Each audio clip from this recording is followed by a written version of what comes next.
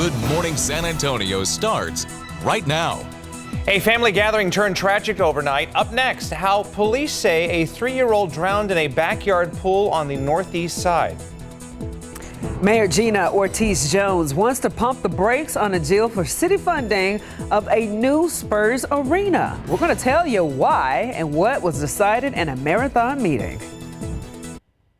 Okay, and we're off and running here. Happy Thursday. Welcome into GMSA. Yes, let's get right over to it. Meteorologist Justin Horn in the building right now with the warm temperatures. Again, you've been talking about the heat. You've been talking about the highs. Any rain?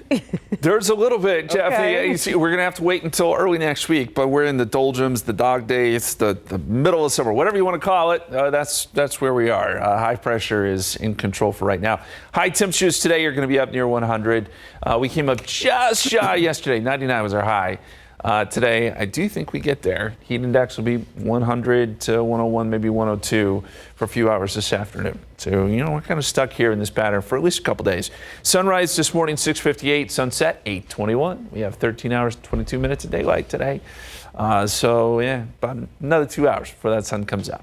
We do need to talk about the tropic zone we have, I know, over the last week, but we're really starting to see things escalate in the Atlantic. And we do think we can get some more activity, not only this week, but next week, too, that I think is really worth watching. So we'll dig into that forecast as well coming up in just a couple minutes, guys.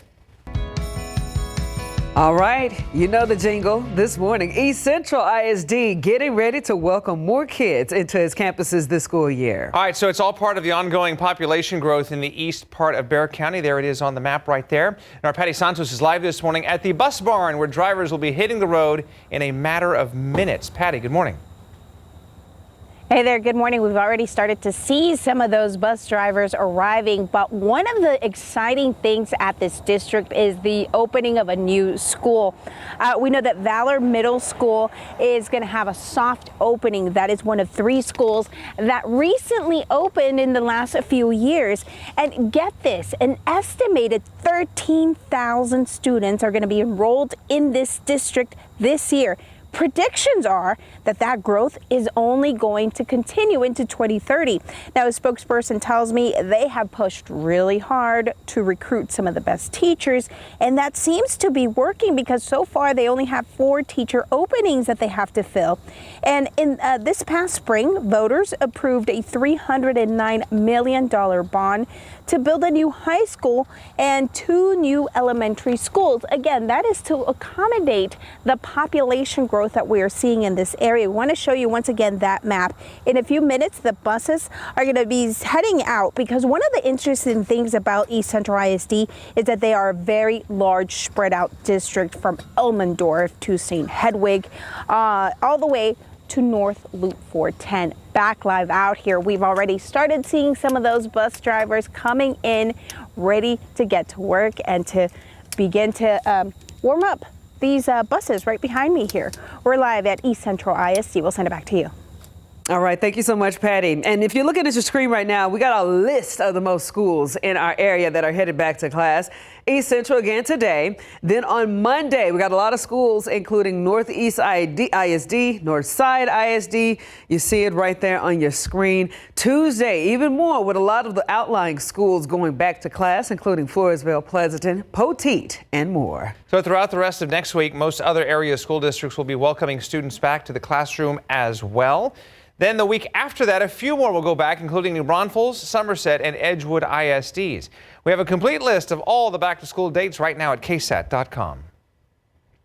All right, so meanwhile, we got parents extra stressed during this back-to-school season because they don't know where their kids are going to school. So the charter school their kids attended just announced that it's closing 5 days before classes were supposed to start. And we've been telling you about this confusion surrounding the Bexar County Academy. Parents were sent a letter saying, quote, "Our board of directors voted to voluntarily surrender the school's charter school to the Texas Education Agency." We spoke to the campus's principal on August 4th, and she said at that time, she herself was still trying to figure things out. No answers. I don't know what's going to happen. And that's like God on the street. The letter that was sent out is dated August 6th. And then in the letter, it states that they officially closed on July 31st. When you saw that, what was going through your head? Why didn't they tell us ahead of time, especially not finding out until after August?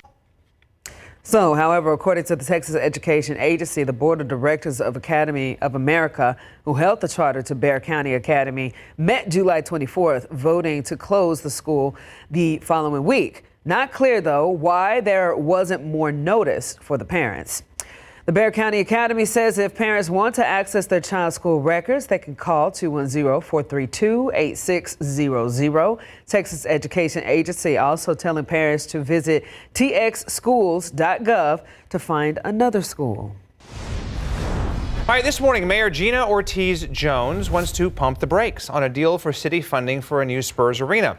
But negotiations will continue anyway. During a marathon meeting on Wednesday, Mayor Jones said that she wanted to take a strategic pause on negotiations for the city to finance as much as $500 million for a new Spurs arena. However, at least 7 of the 10 other city council members indicated they want city staff to continue hammering out the details, with a vote on a non-binding deal possibly coming within the month. Voters will get a chance to vote on the Spurs arena, just not on the city's share. The county's portion of the arena funding, as much as $311 million through an increase to an existing venue tax, will appear on the November 4th ballot. A heartbreaking accident on the northeast side overnight. That's where San Antonio police say a 3-year-old drowned in a family pool.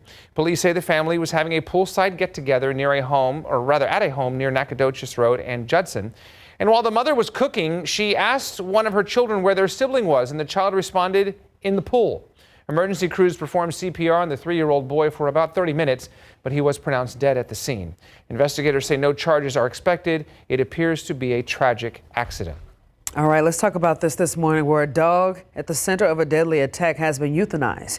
We're talking about that dog. That attack happened almost 2 weeks ago on the north side at an apartment complex on Patricia Drive. 32-year-old Simone Like died after her own dog bit her multiple times. A neighbor described the dog as, quote, a man-eater, and told us that Likes' arm practically bitten off.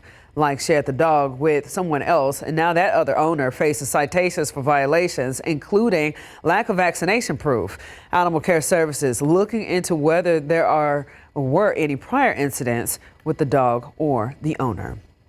It's now been 1 year since Kate Vada disappeared, and now her 5-year-old son and her family still trying to find answers and keep her story alive. Last night, we got a prayer vigil and balloon release were held across the street from where Vada was last seen alive. And this was at the Winquist Inn and Eisenhower and Austin Highway. San Antonio police say that on this date last year, they responded to a 911 hang-up at the location that came from Vada's phone. They add that witnesses said that Vada was at the location and had been attacked by another person. And as of this morning, we have no further details and no one has been arrested. I'm not going to stop fighting. I'm not going to stop looking. I'm going to continue to keep searching for her, and I'm going to bring her home, and I'm going to get her justice regardless, however long it takes me. Kate Vada's mom, Valerie Mendoza, organized last night's remembrance and says that no matter the condition, she wants to bring Kate home and hopefully get some sort of closure. All right, let's take a look at some of your morning headlines here, and a good morning to everyone out there. United Airlines stopping some of its flights because of a technology issue. So this is happening at different airports throughout the country. The airline says an issue with its weight and balance computer system is to blame. Now, we checked flights at the San Antonio International Airport earlier this morning, and according to their website, there are at least 2 United flights that so far are listed as delayed. So be sure to check with your airline on any possible changes to your potential flight later on this morning. Okay, the latest drama here with Texas Attorney General Ken Paxton says he's launching an investigation now into Beto O'Rourke's political group for paying for Texas Democrats to travel out of state. The Democratic lawmakers left Austin during a special legislative session to protest the redistricting or redrawing of the state's congressional maps. Today is day 4 of that squabble between lawmakers in our state capital. Some Republicans are calling for Democrats to be arrested for skipping that special session. Okay, and this morning in Georgia, an Army sergeant accused of shooting 5 soldiers at Fort Stewart. Officials say that other troops actually had to tackle 28-year-old Sergeant Cornelius Radford after he started firing. The shooting caused a brief lockdown at one of the country's largest Army bases. There's no official motive at this time. The injured soldiers, though, are expected to recover, and Radford is in custody this morning. All right, traffic now. Let's give you an update on the roads as we give you a look here at our TransGuide traffic cameras there. 1604 Gold Canyon. Good morning to all of our folks there. 281 Hildebrand over by the San Antonio Zoo. Good morning to everyone out there. I know a lot of folks are probably enjoying their final few days of freedom for our bigger school districts here, but we'll talk about East Central later on in just a little bit, kind of give you an update on the traffic situation out there. West side of town, General McMullen traffic is looking good. Major sort of overnight construction right here, 1604 Huebner, Northwest Military, all the way to Blanco Road, and traffic is slowly moving through that one potential spot. And one more here real quick. We have cleared out the construction over here, I-10 1604. Let's go to Alex now in Drive Cam with an update on the roads. Alex? Yeah, good morning, RJ. Well, no issues for the south side. Check out 410 eastbound near Zarzamora. And right now, I'm not tracking any incidents on this side of town, RJ. All right, thank you very much, Alex. Justin? Right outside with Hype Cam, it's 511, 79 degrees. We've got some clouds rolling through. We'll see a few clouds this morning. And we're also closely watching the tropics in the Atlantic. Specifically, we'll get you an update on what may unfold coming up. A warning to AI and a dating style app for gamers. The Move Studio drawing a digital line and a swipe right tool helping you find your next favorite game. Coming 5:14 now. This morning, several families in South Bexar County are grateful to be waking up in their own beds. And now the so-called Silver Mountain Drive fire is 95% contained. People were forced to evacuate because that grass fire was burning near their homes in the area of Silver Mountain Drive, south of Loop 1604. There was no burn ban in effect when it started. However, Bexar County leaders are now planning to enact one next week. Okay, so we usually see burn bans during droughts, which despite the rain that we've had this summer, we're still in a drought right now. Yeah, and as if this latest fire has you thinking twice, you might be considering fireproofing your home. Our Sarah Acosta spoke with a wildlife expert to see how you can make your home wildfire resistant. The second wildfire season has started and runs through October. Is your home ready? In 2024, because of the severe drought, we had one of the worst years for wildfires in Texas since the Bastrop fire in 2011. During the spring wildfire season, 284 acres burned in the Galaveras fire. And currently, the Silver Lake wildfire has also burned 300 acres, both in South Bexar County. It's why Lynn Cox, whose home backs up to Government Canyon, says she wants to be ready. We love the natural aspect of this area, but with it comes responsibility. You need to be able to protect not only yourself, but those around you. Lieutenant Stuart Henriksen with the San Antonio Wildfire Department walks us around the outside of Cox's home to show us how to make it fire resistant, starting with the house itself. An exterior that's non-combustible, right? So stucco, hardy plank, rock, stuff like that, as an alternative to wood, right? A log cabins, something that's more flammable and combustible. If you're building on a pier and beam, there's instances that people have no skirting underneath their house. And what that causes is for embers to wash underneath their house and create a fire hazard. What comes down to sealing up Yep. any open areas in your home. Yeah. From the bottom to the top to the windows, to Right. the attic. Yeah. Okay. Sealing up, making sure your house is, pretty maintained. Henriksen says having old leaves, brush, or bushes against your home can be a hazard. If we look over at this bush here, worst case scenario, it's not irrigated, it's dying out, it's not maintained.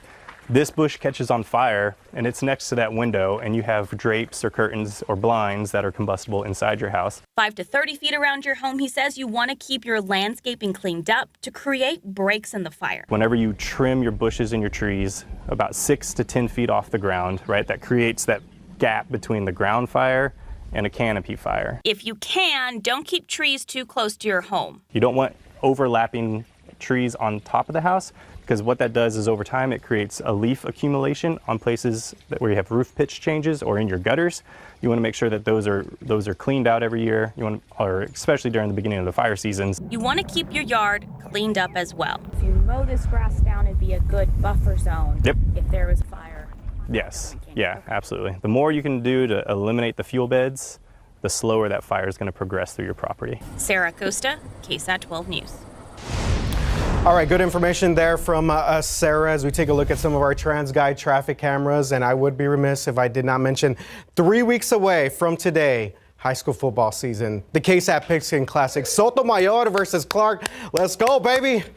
All right, here we go. Yes, just trying to wake some folks up here on this Thursday morning. Again, 3 weeks away. Cannot believe that. All right, 1604 right here, Huebner Road. Our traffic going eastbound right now is going to be an issue over here by Northwest Military on the north side of town. Speaking of some NISD spots across the city. 35 at Topper Wine, seeing some delays here for our drivers coming north right here past Live Oak and Universal City. You see the camera, that's going to be our northbound lanes going past Topper Wine. There's our southbound lanes moving along for the most part. All right, let's go to Alex right now with Drive Cam and see how things are looking on the ground. What's up, Alex? Yeah, good morning, RJ. Well, right now I'm more towards the east side, 410 northbound near South Cross. So far, even this side of town looking very good, no major slowdowns. I'm going to head up more northeast, and I'm going to go see how construction is looking over there, RJ. Okay, good stuff. I'm surprised Alex didn't go back to that HEB over there. You got some decent samples the other day, Justin. Samples are important. I'll tear up some samples. And by the way, I appreciate your enthusiasm this morning. I should have brought my cowbell to really emphasize the point. Yes, high school football, college football, right around the corner. It is also Atlantic hurricane season, and it is starting to show. We've got several issues here in the Atlantic, and I know this really hasn't changed all that much the last couple of days. We still have decent chance of some development here across the central Atlantic. Dexter is still going, although it's soon to be an extratropical low, meaning it will lose its tropical characteristics and work its way towards the United Kingdom. And then you have a 30% chance of development off the East Coast. And they've actually lowered that, the odds of that happening. None of these really pose a threat to the United States. But I think as we get into next week, these waves you see coming off of Africa could start to turn into something. And I'm not saying that it's a guarantee, but I do have some computer models that want to take a wave towards the islands and then develop it. And then, if it gets into the Caribbean, the waters are warm, and it's much, much too early to say what could take place. But it is something to watch in the coming days and coming weeks. You look at the tropical index here, and this is a tool we have here in our system, and I'll go back to it because we jumped past it. But this is a tool we have in our system that shows us where things are favorable for development. And the way you read this, the darker the red, the more favorable the development would be. And you get into the Caribbean and parts of the Atlantic, and we have good conditions for something to take shape. So again, that's what we'll be watching. We are nearing the peak of hurricane season. That's in early September, so it stands to reason that we would get some development out there. 79 degrees right now in San Antonio, 75 in New Braunfels. Our forecast today, 77 at 7 a.m. noontime. We'll be up around 90, and this is almost an exact repeat of yesterday, other than we're getting up to 100 today versus 99. Heat index will be up around 102, 103.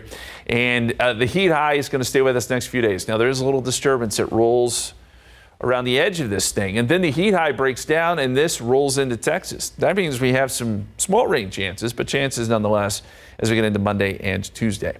20% is what I have it labeled as right now. And temperatures will come down a little bit as we start our first week of school for many of the kiddos. They may be dodging a shower and or a storm during the afternoon hours. It's also football season, as we pointed out. We have some preseason games tonight. So my question to you guys this morning, established in 1898, which team is considered to be the oldest NFL franchise? Is it the Green Bay Packers, the Dallas Cowboys, the New York Giants, or the Arizona Cardinals? Right now, Arizona getting votes. Okay. You can weigh in. Let us know what you think. All right. Justin. I got you. This is for Hardcastle. That's the next how y'all That's do what it. I'm talking There we about. go. The NFL. Let's Someone go. is awake this morning. It is 5:22 right now, 79 degrees outside. Okay, up next, no AI allowed, why one movie studio is putting bots on notice, and there's a new app helping gamers find their perfect match. Coming up.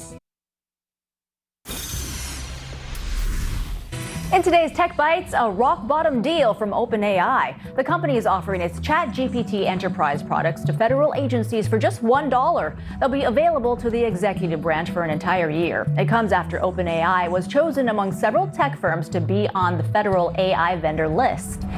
At least one major film company is now including a warning in its credits that its movies may not be used for AI training. Universal Pictures says the message is part of an effort to protect its intellectual property and prevent AI models from reproducing the work. And a new video game tool is out today described as Tinder for games. It's called Ludoscene. It asks users to pick games they already like, then matches them with human experts who have similar tastes. Then they'll find and suggest games that users may not know about. Those are your Tech Bites. I'm Andrea Fujii. Have a great day. 5:26 right now, 79 degrees outside. All right, East Central ISD is welcoming back students this morning. Why the district says removing cell phones from the classroom will be a big benefit to student grades going forward. And they've got big names like Mr. Beast and Logan Paul behind them. But are Lunchly kits really better for your kids? Coming up at 6, got the surprising test results. Welcome back. Coming up on 5:30 right now on this Thursday, and the first day of school for some of our kiddos out there. So it's an exciting day. East Central ISD, we salute you today. Go Hornets. Thank you. There we go. Thank you. Hey, speaking of which, how are the kids going to be shaping up at the bus stops? It'll be a little toasty this morning. Yeah. If you're heading out to the bus stop. A little warm. We're in the upper 70s right now, and we'll be near 100 later today. So a hot start. Let's take you out to Bernie. Last night, this was the moon behind some red clouds. I'm guessing that was right around sunset, but what a cool shot. Colors were fantastic. And yeah, it was a pretty nice evening.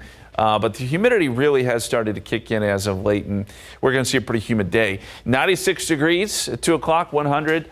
The high temperature, mostly sunny today. Heat index, 100 to 102. So we're kind of stuck in a rut here, at least until we get into the weekend, and that's when things start changing. We bring some rain chances back into the picture. If you missed pollen count yesterday, molds are moderate. Molds have kind of been a problem all week.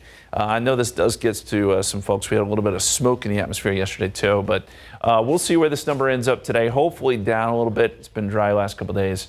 And we'll update that for you coming up in about 2 hours when we get the latest pollen count in to the KSAT Weather Center.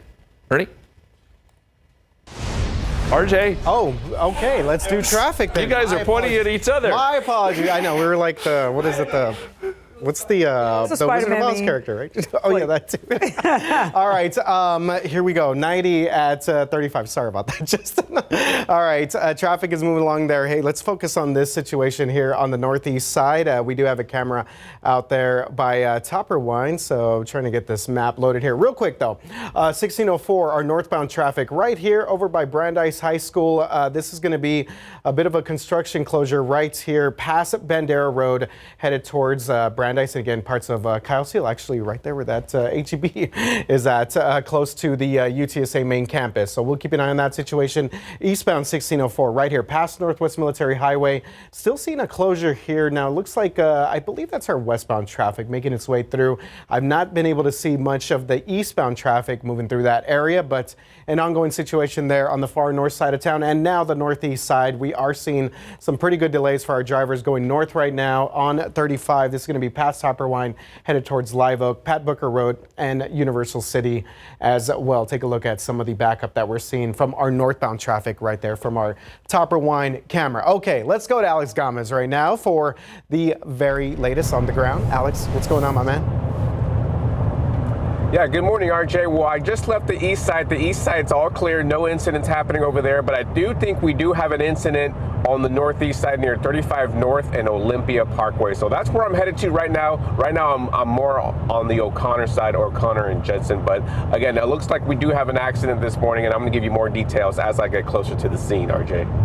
All right, thank you very much, sir. Okay, now back to the desk.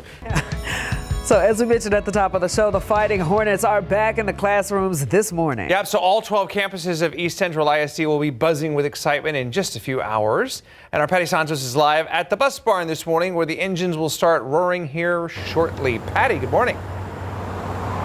Hey there, good morning. The first bus took off at about 5:12, and right now we're seeing the second bus that is getting ready to take off. About 12,900 students are expected to be attending this school district this year. That is a lot of people. That is all due to the growth in this area. And the leaders here at this district tell me they are ready to build on last year's academic momentum. 3 elementary schools were A-rated and 2 others got a B ratings. That's a very big deal for them. One of the contributing factors that they say might be helping with the academic changes are the removal of cell phones from the classroom. Of course, the teachers have worked very hard to get those grades up and to get everyone up to par. But as you know, this year, state lawmakers are requiring phone-free classrooms. That is across all public schools in Texas. But East Central changed its policy last year. What we did last year was out of sight, out of mind. Put it in your bag, put it in your pocket, don't take it out, right? You're there to learn and not play games, not text your friends, And honestly, that's where a lot of behavioral issues come from, is from the cell phone. It did. Like I said, we had 4 campuses that got A's, 2 that got B's. And so that's really showing that it's working, Okay, so whether it's at East Central ISD or another school district, remember to talk to your kids about keeping those cell phones in their backpacks, in their pockets, so they don't get confiscated.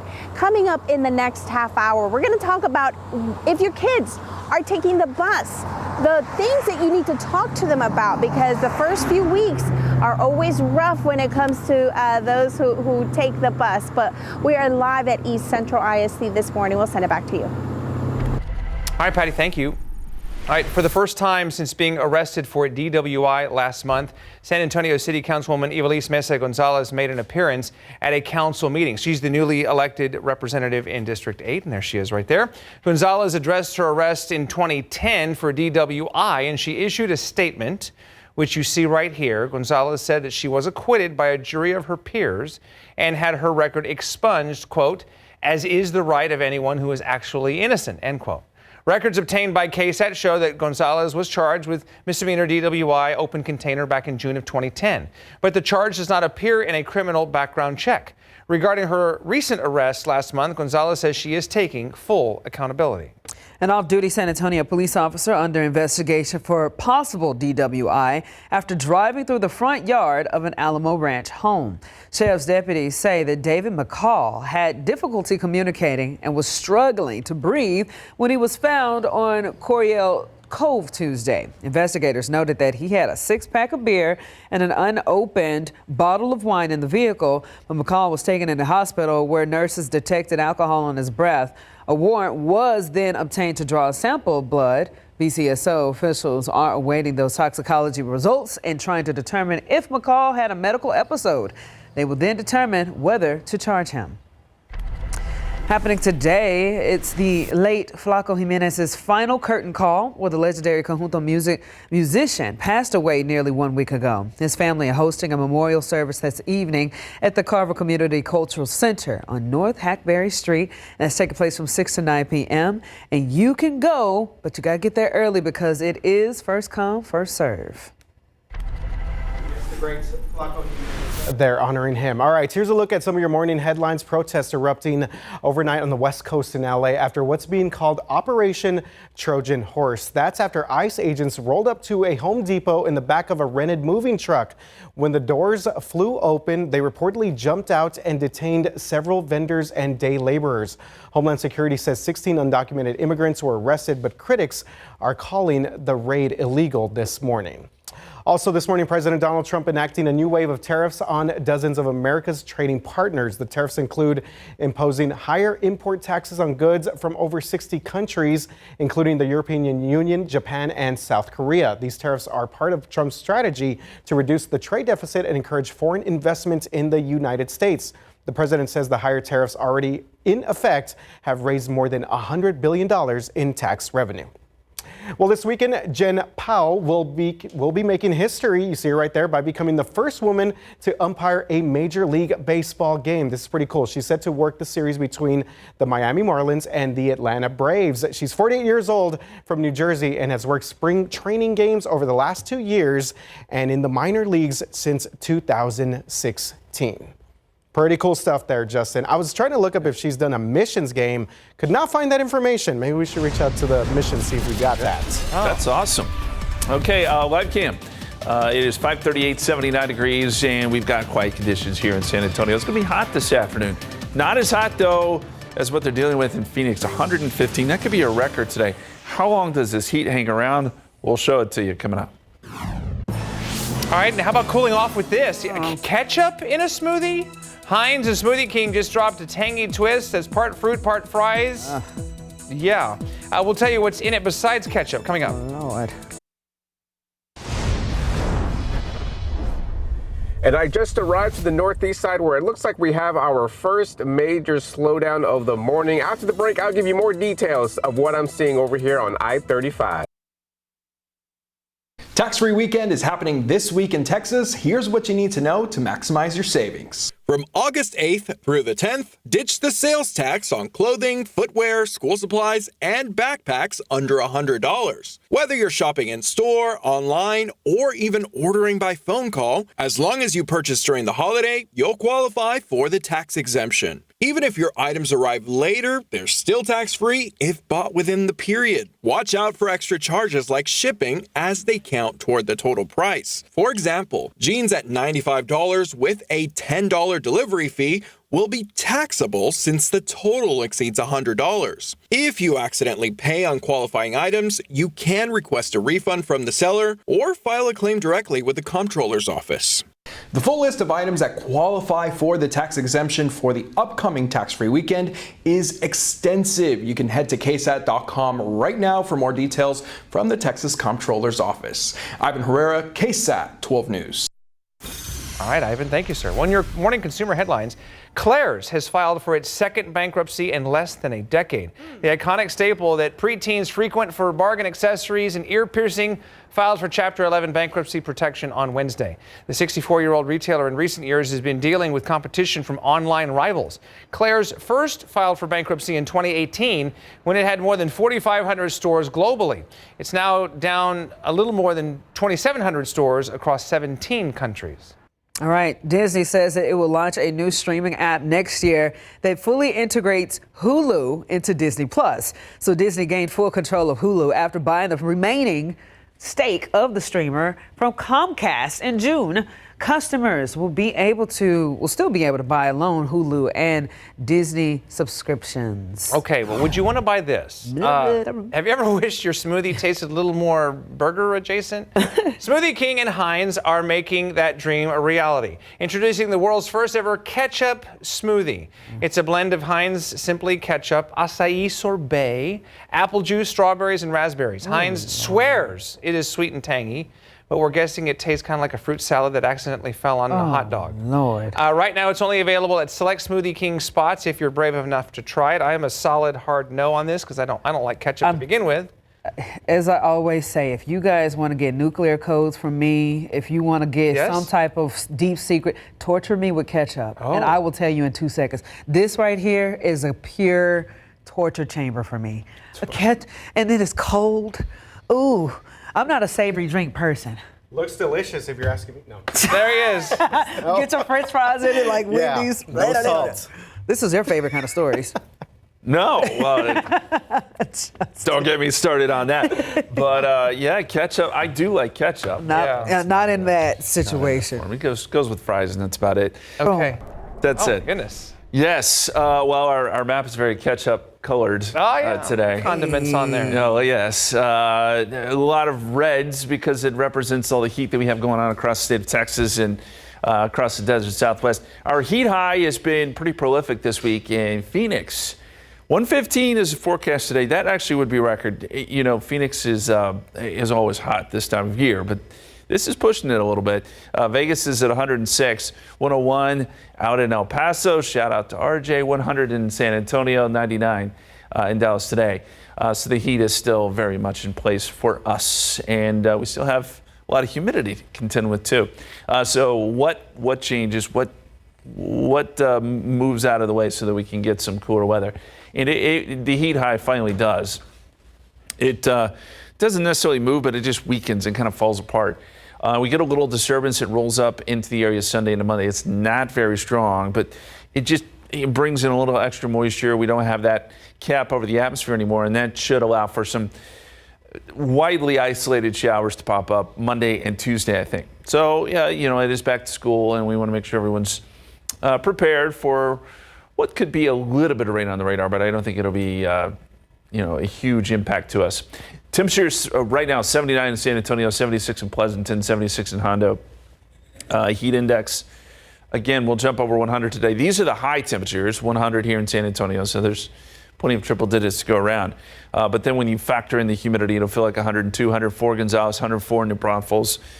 That's not fun to be out in, so, you know the drill here. Just be safe. And let's get you a little bit of a countdown here. I like doing these on occasion. Back to school. Obviously, East Central's back today, but for a lot of school districts, back to school is only 4 days away. College football, is only 16 days away. Labor Day, 25. Fall is 46. The official start to fall, 46 days away. Halloween's 85. And Thanksgiving, 112. Whoa. Plenty of time to get your sides ready. 101 tomorrow, 99 Saturday, 98 Sunday. We do have some small rain chances Monday, Tuesday, and Wednesday, as we said, and that should bring temperatures down just a little bit. Okay, our Just Ask Justin question this morning. Speaking of football, we're very excited to have high school, college, and NFL back in play. So my question to you is, established in 1898, which team is considered to be the oldest NFL franchise? And it was pointed out to me that you do need to keep in mind that perhaps these teams have moved around a little bit. Yes. So when we give you the current location, that's not necessarily where they started. You can vote ksat.com/polls, the QR code. And right now, Cardinals getting most of the votes, 3/4 of them to be exact. And we got NFL preseason tonight. Yes, we do, as you said. Yes. So. Yeah, I don't really like preseason that much, but it gets you pumped up. The spirit. Yes, this has RJ's name all over this question, though. Yes, and good to see we got a couple of football historians there. I love the Cowboys fans, though. They're just like, you know what? I'm going to vote for the Cowboys no matter what. You don't think that's the right answer? I'm going to let our audience kind of decide on that. But yes, the great Tex Tram, obviously Lamar Hunt founded the first Dallas franchise, which later on became another franchise. But yes, we'll let Justin kind of go through the history of all that here. 410 at Broadway, traffic is looking pretty good there. North side for north past that one Broadway area. Traffic looking much better over by Gold Canyon. 281 in Hildebrand. No major issues there as well for all of our folks along 281. This is a good sign right here. We have cleared out this construction. That's going to be the eastbound lanes of 1604 right there, right by Northwest Military Highway over to Hebner and parts of Blanco Road. But that has been an ongoing situation there for our drivers. All right, biggest cause of concern right now is going to be the northeast side. And not only do we have construction, but now we have reports of a crash out here. This is going to be our northbound lanes going towards Topperwine all the way up to Live Oak, Pat Booker area, and also Universal City. So let's go to Alex right now in Drive Cam. Again, first on the scene, let's go ahead and get some of the latest information out there. Alex, what do you see? Yeah, good morning, RJ. So this is happening right in front of the Forum, I-35 northbound. And at one point, we did have two vehicles, but it looks like it's just going to be a disabled vehicle right here with this car. So the second vehicle was trying to help him out, but couldn't quite do it. So he already left. But again, this is blocking the left side of I-35 north. We also have construction as well. So the right side is also being blocked by construction. So 35 northbound is going to be pretty backed up from Olympia Parkway all the way down to Topperwine. However, this is not affecting the I-35 South. I-35 South right now is clear and fast, RJ. Okay, thank you very much for that update again. Alex Gomez on the scene for us this morning in DriveCam. Very good, sir. Thank you. 5:53 right now, 79 degrees outside. Lions, tigers, and Bear County residents. Okay, why Bear County residents can go to the San Antonio Zoo today for just $8. If you're looking for something to do today, get this. You can visit the San Antonio Zoo for just $8. The only requirement is that you have to be a Bear County resident. You just have to provide proof of your address, and the zoo be open from 9 to 5. Look at that. Okay, don't forget to get your little the wax figure thing. I just Moldorama. I just completely drew a blank on all of that. So anyway, that's later on today. We've got more headlines coming up here in just a little while. We'll be back. Don't go away.